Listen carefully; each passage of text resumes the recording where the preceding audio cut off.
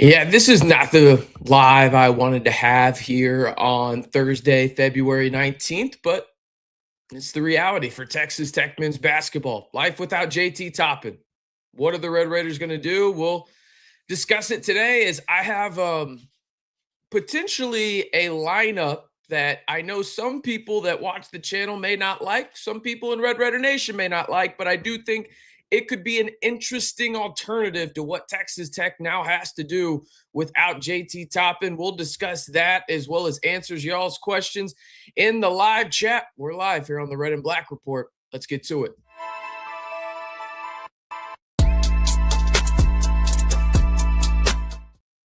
Hey, how's it going, everybody? It's RC Maxfield here for the Red and Black Report. Appreciate y'all tuning in to today's live video here on the channel. If you haven't already, be sure to like the video and just double check for me that you are subscribed so you can stay in the know on all things Texas Tech men's basketball or football, regardless of the time of the year. We've got you covered right here on the RBR. Let's see who we got in here today. We've got Matador 3031 RC. We can't have anything nice as Tech fans. Just a straight kick to the nards, man. Just nards. Jesus, man. Yesterday was brutal. Yeah, I had a lot of people message me yesterday just to check on my mental health after they saw the news, and they're not even Tech fans. So it was a lot. Leon Horner needs to start. We'll discuss here in a minute my thoughts on the lineup that I think Texas Tech needs to run, most notably now to put Christian Anderson in the proper position to succeed, because now it's going to fall on him a lot, right? In the sense of you don't have that second guy for teams to game plan for, in the sense of an All-American. And he was playing alongside an All-American. He's an All-American himself. Now it's kind of like, okay, we can just game plan for Christian Anderson. And if one of these other guys or two of these other guys on the Texas Tech roster beat us, all right, good for them. They had a great night. That's probably what opposing teams are thinking. We'll see exactly what y'all's thoughts are on my possible lineup that I think Texas Tech could throw out there. And it's not the only one they're going to throw out there. They're going to change things up quite a bit because you have to now, right? Because you just lost the second best player in all of college basketball, if not just top three. And that's worst case scenario in JT Toppin. We'll also discuss, and I talked about it in the video discussing JT Toppin. I'm pretty firm in my stance of what I think JT Toppin, what would be best for him. Obviously, I am not in his camp. I am just speaking from what I know, what I think would be best for him and Texas Tech men's basketball moving forward. We'll discuss that in a little bit as well. But just let me know where you're watching from and be sure to like the video down below. All right. We're going to start with the lineup so I can just make sure there's a vibe check here, because I know some of y'all aren't going to hear what I want to say. But let's go ahead and look at some of these tweets that I put out from yesterday, just because, yeah, it's a lot. We're going to start with Evan Maya. This is awful. Texas Tech remarkable season is going to be significantly altered with no Toppin. Without JT Toppin, Texas Tech's national ranking falls from 12th to 40th at evanmaya.com. Now, I will say this. I didn't wholeheartedly love that Evan Maya tweeted this out right away. But it is what it is. I understand it, right? It is the sports media side of things. Anyway, it doesn't matter. Yeah, it's a brutal loss. I mean, you lost the top two player in college basketball. You go from being a team that I think a lot of people wouldn't have been shocked at if the Red Raiders made the Final Four, to now you're going to be scratching and clawing your way to maybe a second weekend appearance if you are the Red Raiders. I also said this, talking about JT Toppin being a top three player in college basketball. Feel for JT Toppin, man. He was having a national player of the year type season and finally getting the national recognition he deserves as a top three player in the sport. This is the worst injury news for a Texas Tech program, maybe in school history, considering the player, the expectations / potential for this team. And I wholeheartedly stand by that. And the more I think about it, I think it may be the worst. I feel more dead set in saying, taking the maybe out of that and saying it is, because again, you have to think of the era that we're in from the NIL perspective, the money that was poured into this program, most notably to JT Toppin. He's one of the highest paid players in all of college basketball, and he performed like you would hope that a player that was getting as paid as much as him would perform. It's unfortunate the injury. There's no doubt about that. But this is a guy that when you look at his usage rate and how great he was, it's staggering. So let's go ahead and look at that over at Bart Torvik before I tell you the lineup that I think that the Red Raiders, yeah, they may use, and y'all are going to hate me really fast on that front. Anyway, Christian Anderson is one of the best players in the country. He has played 93 total minutes in terms of 93% of the 100% available minutes this year for Texas Tech. JT Toppin, surprisingly, only at 83.3%. I assume, that wouldn't change too much if he had played the last 6 minutes of that game. And then you've got Donovan Atwell there, and you've got 4 really good players now.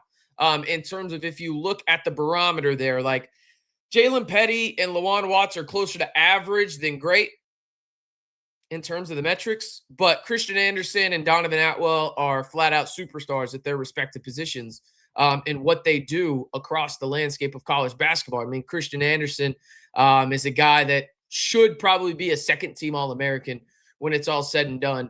We shall see. But again, this just kind of gives you a foundation of like what you're missing. You know how great JT Toppin is, but just from a number standpoint, there's just no replacing him.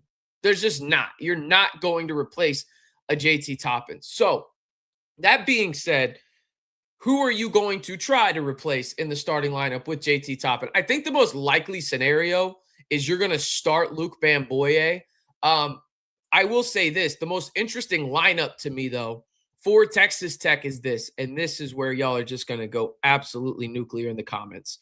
I think you need to play Lawan Watts at the 5. And I know that's going to sound crazy, but I think you need to play 5-out basketball. You already shoot the ball at a very high clip. Your offense was predicated and really focused around the pick and roll with Christian Anderson and JT Toppin. Rightfully so. Right now, you can go and have Lawan Watts at the 5. You can still have that pick and roll opportunity with Christian Anderson. And then on the outside, you have Donovan Atwell, Jalen Petty, whether that's Leon Horner, whether that's Tyree Bryan, whoever it is. I think that 5-out lineup could be very beneficial for Texas Tech. Again, I know what y'all are going to say. Lawan Watts at the 5. Like, I'm not saying this is my favorite scenario. My favorite scenario would be JT Toppin having an ACL intact, just like it would be y'all's. But you have to make adjustments on the fly here. And I think it would be interesting from the standpoint of the biggest point of emphasis now for Texas Tech is going to be this. How do we alleviate the pressure, or as much pressure as possible, from Christian Anderson? Because you are going to see more doubles than ever before thrown at Christian Anderson. And that's the thing. CA is proven that he can beat him, but he's also struggled sometimes. Case in point, that Arizona State game. So how do you go out and take away that pressure for him?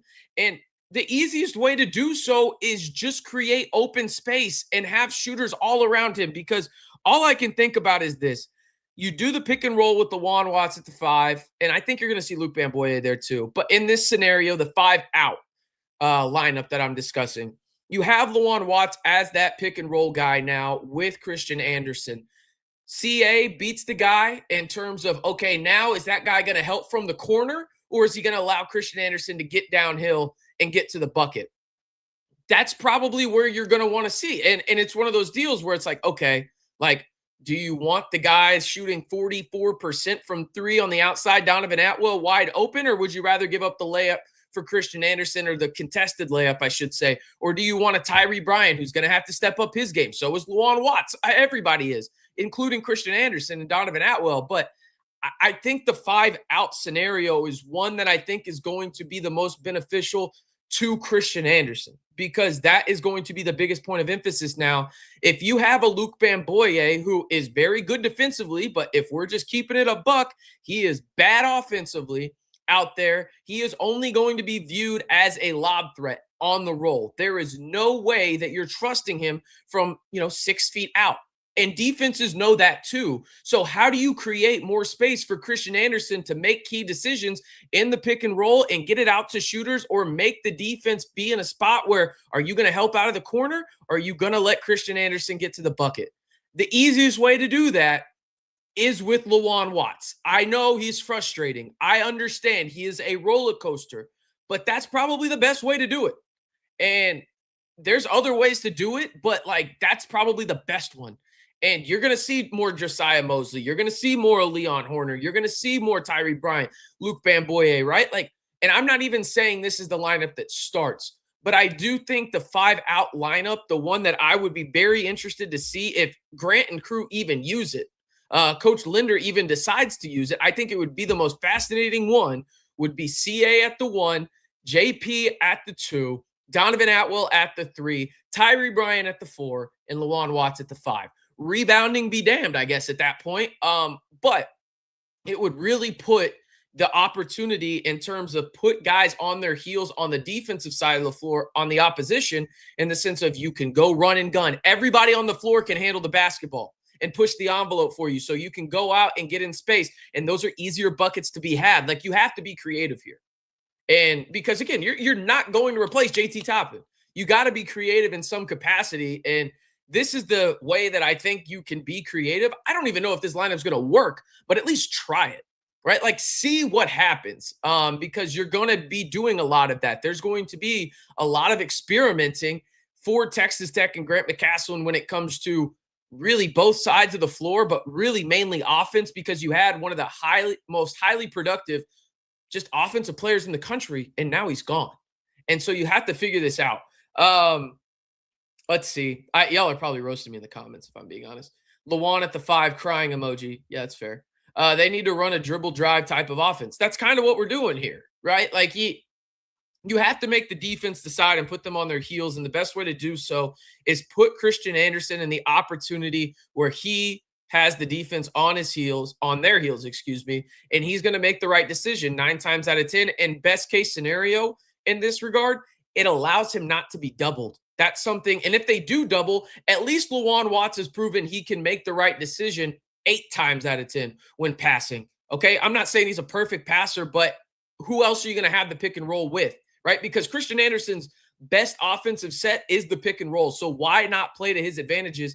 If they do run the double at him, he can drop it off to Lawan. Then it's 4-on-3. Lawan can try and go to the rim and make a layup.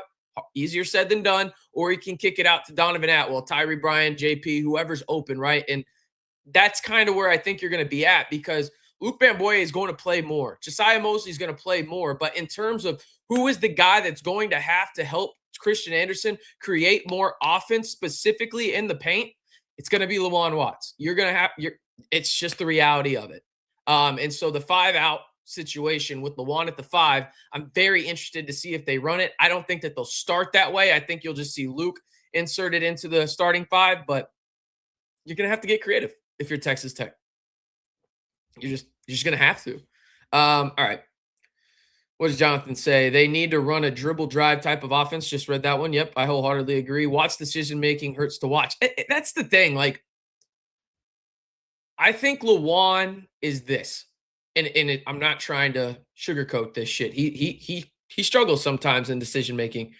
He tries to make the perfect play and overthinks everything, it feels like. And that is the detriment to when he plays bad. When you see Lawan Watts play good, prime example, the Kansas game, he's just playing free, dude. He's just out there playing free. And oh, by the way, y'all are going to hate this too. You have to have Lawan Watts more as a primary ball handler and let Christian Anderson play off ball more.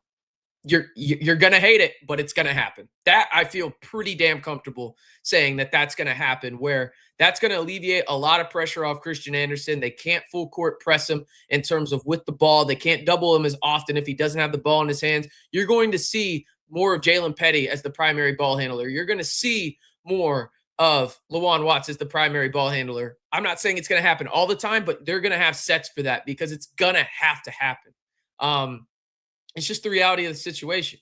I would like to have Darian Williams right now. I mean, Lawan Watts has been better than Darian for, probably 4/5 of the season. Just being honest, y'all aren't going to like to hear that either, but stats and metrics don't lie on that front. Darian's like the 3rd option at North Carolina State this year. Truth be told, maybe he would be better at Tech, but in terms of just what they're doing at their respective spots right now, Lawan Watts and Darion Williams are basically the same guy. And Lawan Watts has been better, and he was cheaper and allowed you to go get another player in the portal like a Josiah Mosley or a Luke Bamboye, whoever it was, right? So would you rather have Lawan Watts and Luke Bamboye in a perfect world, or D5? I mean, some people would say D5, but if everybody was healthy, I'd probably take the depth, because we've seen the depth issues for Texas Tech loom their ugly head this year at the most, well, awful times, if we're being honest. Andrew says, I could see us running some zone on the defensive end to keep us out of foul trouble. Also, yeah, I mean, I don't think anything's off the table. I really don't. Just because you think about it from this perspective, you lose JT Toppin. Okay, so we know offensively, but you have to think about this: how many minutes you're losing in a game.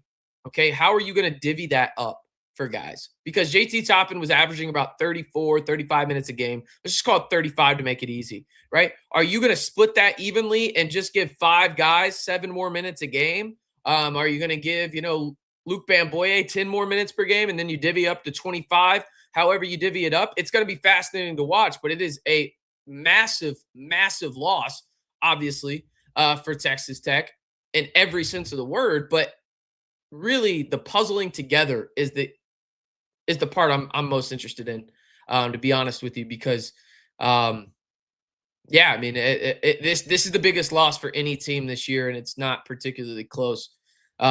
Like I said earlier, Coach Linder is going to earn his paycheck in terms of figuring things out offensively. Let's see. We put too much on Lawan when he first transferred here. That from Jonathan.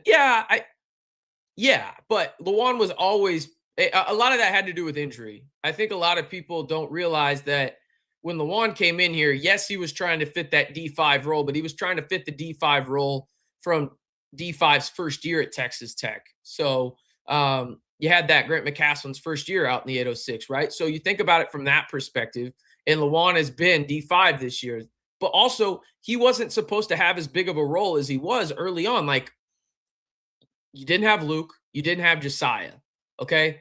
Those guys are obviously getting healthy at this point, and it sucks that JT is gone for the year, because I think this team would have been great.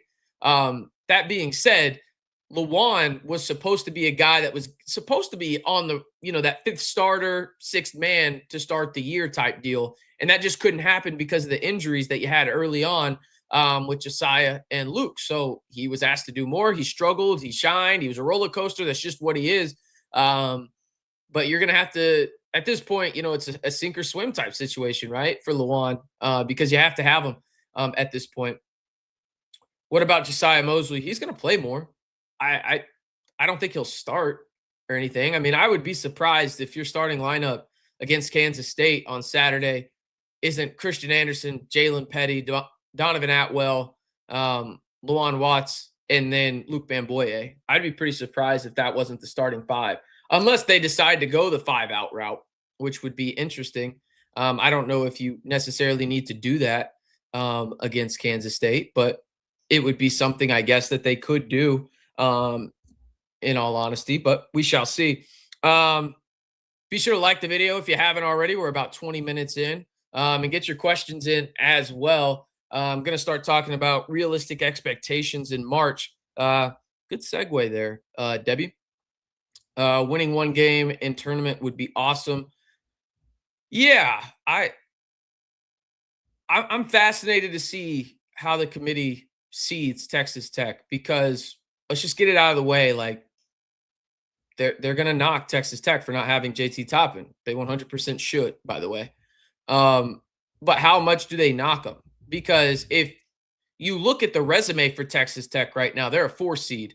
The issue is you look at the schedule remaining for the Red Raiders, and it's like, okay, like, you've got what? Kansas State, Cincinnati, Iowa State, TCU, and BYU. You are actually favored in every game outside of your games at Iowa State up in Ames for the remainder of the season. Let's just say you win 3 out of 2, or 3 out of 5, excuse me. Okay. So you go out and you win, and you're what, 12-6 in league play, I think, at that point, or 11-7. No, I was right the first time. 12-6. Duh. Jesus, math is hard. I think if you look at the resume, you should be a 4 seed, right? That being said, I don't think you're going to be a 4 seed. I think you're probably going to be a 7. And a 7-10 matchup is a lot more difficult than a 4 seed and, albeit probably a really good mid-major that won their conference, but there's levels to this.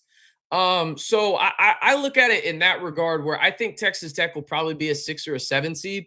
My gut says 7 just because again the committee has to take into account that Texas Tech does not have JT Toppin. And we will learn a lot about Texas Tech here in the next few weeks leading into March in these next 5 conference games. But I mean, right now with what we know, I don't know how you can have Texas Tech anything higher than or lower than a 6. Just from the standpoint of, again, you have to understand that they are going to dock you for not having JT Toppin. All right. Now, maybe Texas Tech goes out and wins 5 in a row without JT Toppin. Okay, you're probably a 3 or 4 seed, if we're being honest. But let's be real. Like, I think we have to just I'm almost going into these final 5 games just thinking to myself, okay, I'm going in with no expectations in terms of win-loss. I just want to see what this team can gel like to potentially do something in March. Because right now, my realistic expectation for this team in March is, okay, if you make it to the second weekend in the Sweet 16, holy shit. Like, I think you'll win 1 game. I do. I think Christian Anderson will get you there. Grant McCasland is probably going to, not probably, well, I should say probably will be the better coach in that matchup. Okay. But again, you lost JT Toppin. And so a team that I thought was going to be honestly, I was going to pick Texas Tech to go to the Final Four. Call me a homer. I really don't give a damn. I just think it would have been difficult for any team, any night to beat 2 players in JT Toppin and Christian Anderson. There's not a lot of teams that can do it.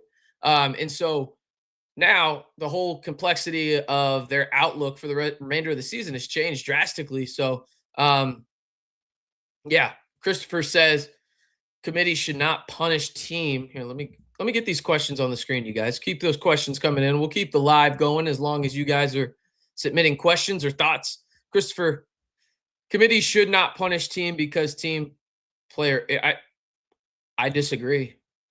I just disagree. Just because the standpoint of like, I understand. And I disagree mostly because we have games left leading into the tournament. If it was like, say, okay, JT, tore his ACL in Kansas City, it's like, okay, you can't really do that because the resume is fully complete.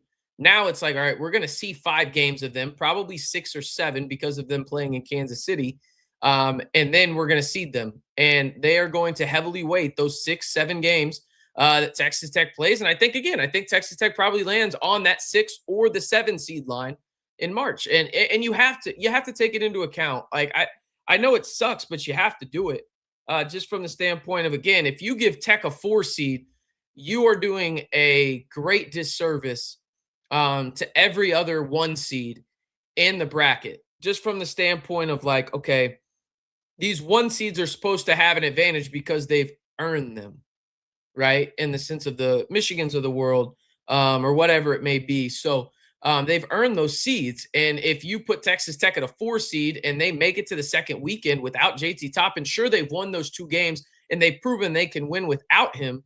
But also at the same time, Texas Tech, metrics wise, and probably if we're just watching the tape, would be at a disadvantage from the standpoint of other 4 seeds. So it's going to be fascinating to watch what they do with that. But yeah, David says no shot 6 or 7. I disagree. Disagree. I think that's probably where they end up, to be honest, is a 6 or a 7 seed. I don't know why they would be lower at this point, unless they just lose like 5 in a row, which I guess in theory could happen. But they're probably going to be on the 6 or the 7 line. And I would probably say today, if you had to like, hey, guess this is your final prediction, I would probably say they're a 7. That's probably where I'm at. But yeah, that's just my opinion on that front.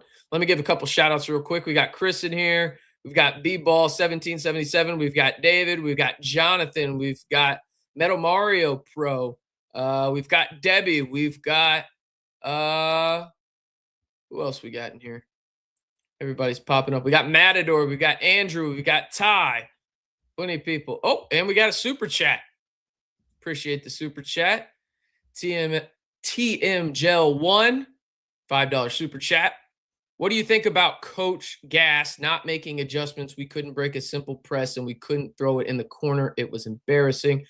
I assume you're talking about the Arizona State game. Yeah, that was frustrating. And the reason being is because you've seen it before, right? Like, what was Arizona State doing differently that Houston has done to you or Arizona has done to you? Sure, it's different players, but like schematically, what were they doing that was so drastically different? And I think a lot of it was CA. CA had his worst game this season as a primary ball handler in this one. 7 turnovers. There's just no way to cut it outside of the fact that he was piss poor in decision making in this one. And yeah, sure, could have Coach McCaslin and Coach Linder helped him out in terms of breaking the press and breaking the double teams when they sent them to him after he crossed half court. Absolutely. But also at the same time, he's seen that before. He's a pro guard. You have to understand how to do that. And he does. He just had a bad night, I think. But it was all came down to a lot of just bad decisions. And honestly, watching the last part of that game, it felt like Arizona State was just trying to give the game to Texas Tech, almost in a way where it was like, there's probably a better word for this, so excuse me for it, but they almost felt pity for Texas Tech that they lost JT Toppin, and they were just like, here, Texas Tech, try and take the game. Try and take the game from us, because some of the decisions Arizona State was making late in this game was just dog shit. And I was just thinking to myself, like, how are you not capitalizing on this, Tech? How are you not capitalizing it? And it just over and over again, it was just bad decisions. And just deciding to put yourself in the situation of like, why are you putting yourself in the corner, as you mentioned? But yeah, it was interesting to watch. But the thing is we've seen it before. They've seen it before, and they beat it before. They played 3 teams that have pressed them more than Arizona State did. In terms of Houston, Arizona did it. They blitzed Christian Anderson, and then West Virginia. Right? Like, you've seen it. I don't understand why it didn't work that night in terms of the, possible adjustments being made, but it simply didn't. Appreciate the super chat. Appreciate you tuning in as well. Let's see here. A press is our weakness for this team. We've also seen this earlier in the season. Yeah, but they had gotten better at it. They had gotten better at it. Like, especially Christian.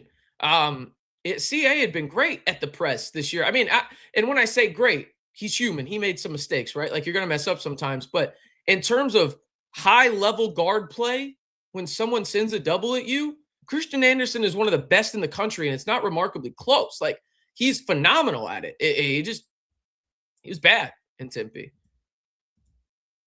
Have you covered possible lineups yet? Yeah, I actually did. I'm glad you brought up CA off the ball. I think you'll see more Jalen Petty at the primary ball handler spot, but I think you're going to see Lawan Watts as a primary ball handler as well.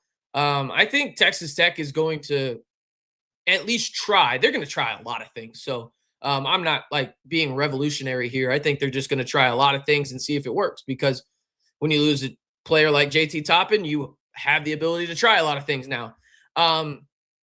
That being said, I think you're going to see a lot of 5 out. And what I mean by that is you're going to see Christian Anderson and Lawan Watts pick and roll with shooters surrounding all them in terms of Donovan Atwell, Jalen Petty. You're going to see Tyree Bryant. I could see Lawan Watts being a primary ball handler and then Christian Anderson off the ball. I could see Jalen Petty as a primary ball handler with Christian Anderson off the ball. The primary focus for Texas Tech moving forward on the offensive end specifically is figuring out a way where teams cannot just hyper-fixate and focus on Christian Anderson and try and get him into space. It is going to be more difficult than ever And I think a way to do that is get him off ball, but also get him into the pick and roll with just shooters everywhere. And yes, I know Lawan Watts hasn't shot the ball well, but teams still have to respect him from the outside. That will help Christian Anderson in terms of navigating the lane and him making the decision and forcing the defense to make a decision in the corner. Are you going to come help when I drive down the lane and contest a layup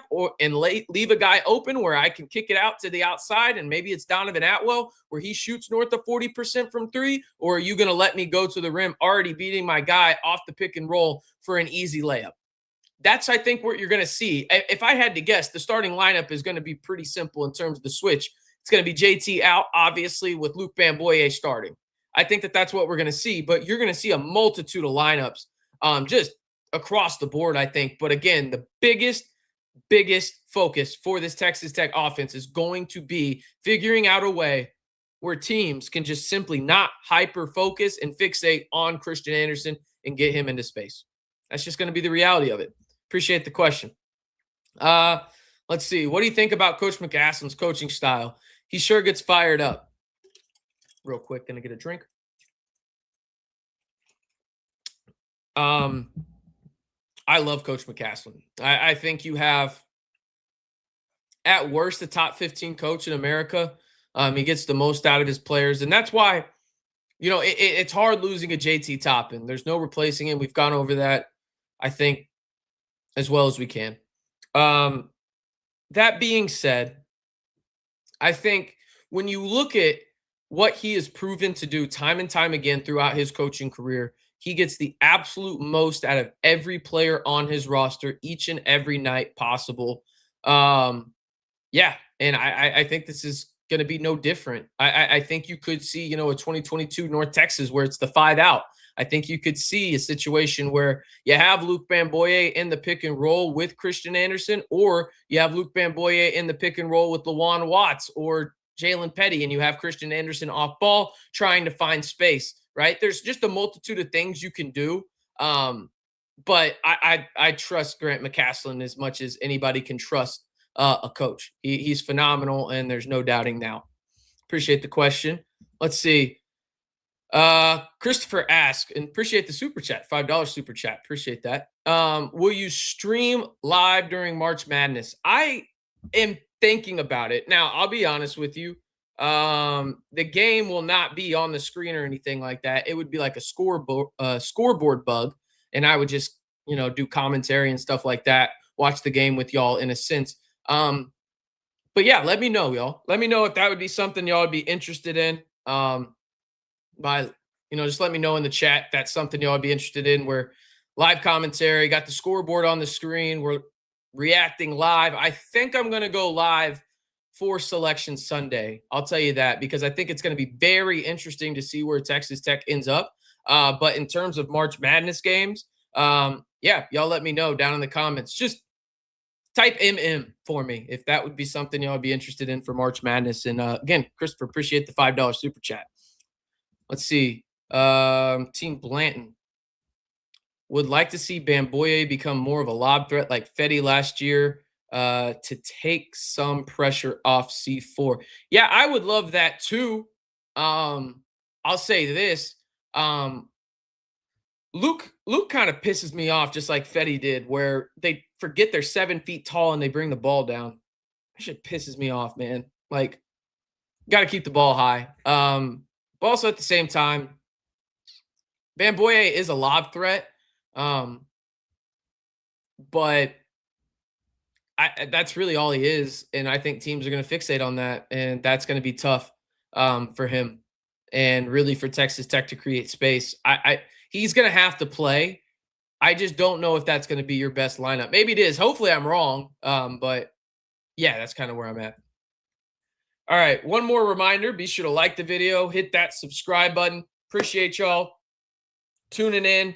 I'm going to wrap it up there. We will have a preview tomorrow here on the channel discussing, the matchup against Kansas State. How does Texas Tech look without JT Toppin for the first time this season? It's going to be uber fascinating. I know you're going to be watching just like I will be. We'll give you the preview, and then we'll have the game recap on Saturday as well. But, wow. I'll say this, God, I can't get over how much it fucking sucks to lose JT Toppin, man. Feels so bad for him. Before we head out, I mentioned um, that I had a firm stance on what I think the next step should be for JT Toppin, and I want to put this out there. I I am by no means in the JT camp or anything like that. This is just how I thought about it. And I talked about it a little bit on the video reacting to the news of him tearing his ACL. I think the best scenario for JT Toppin and Texas Tech men's basketball is this. JT just redshirts next year because when you look at the situation in its totality, I don't think first and foremost, and most importantly, it's fair to JT Toppin to try and rush him back next year because that is his final year of eligibility. And truth be told, he probably would not be putting good tape out there for NBA scouts coming back from an ACL injury at the start of Big 12 play.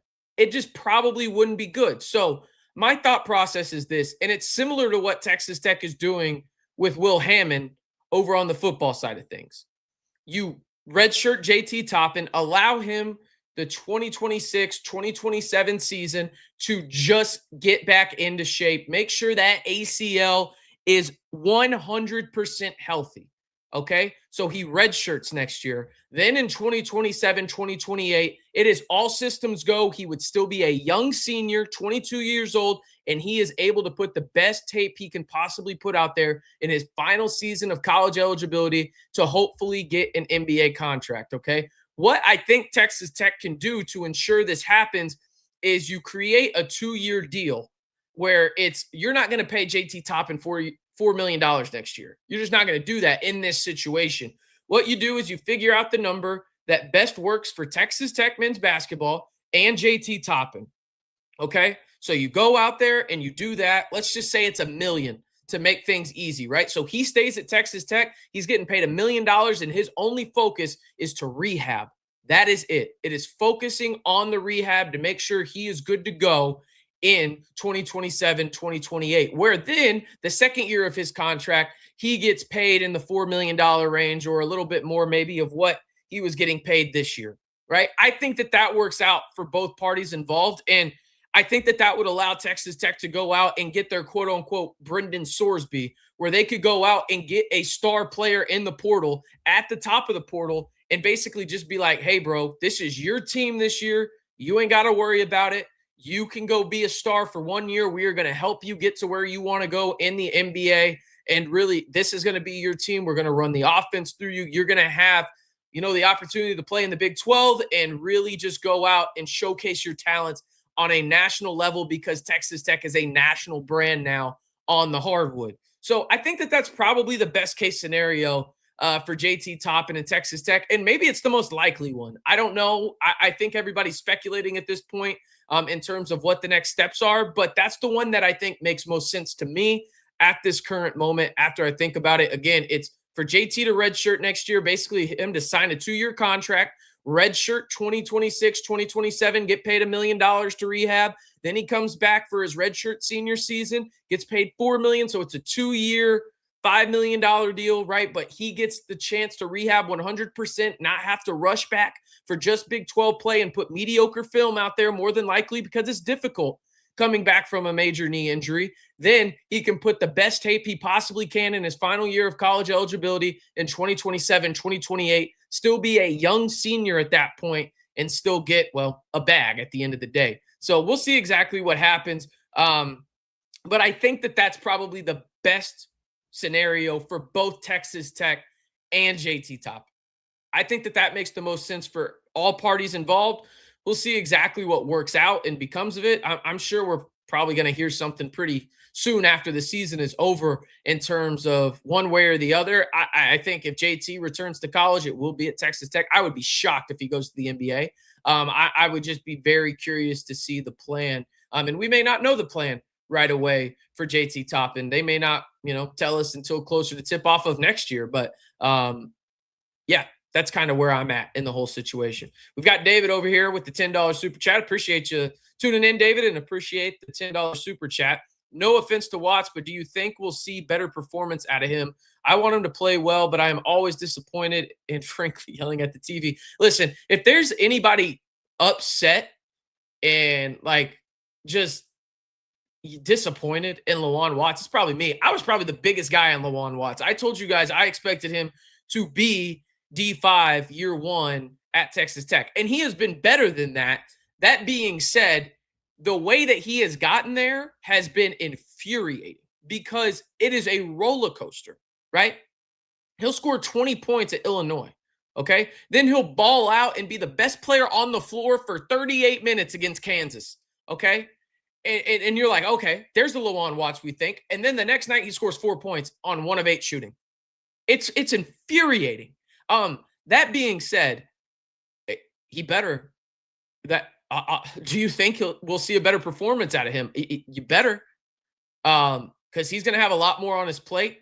Maybe they figure out sets that make him comfortable in spots, and maybe it was just difficult for him to find spots to be comfortable with JT and Christian Anderson. And I'm not trying to make excuses for him. I'm just thinking out loud here. But now maybe with him being the primary guy in the post, is that going to make things easier for him? I don't know. I'm speculating, but I will say this. If Texas Tech just even wants to look remotely close to what they were with JT Toppin, and that is a stretch beyond a stretch on my part, Lawan Watts has to be great.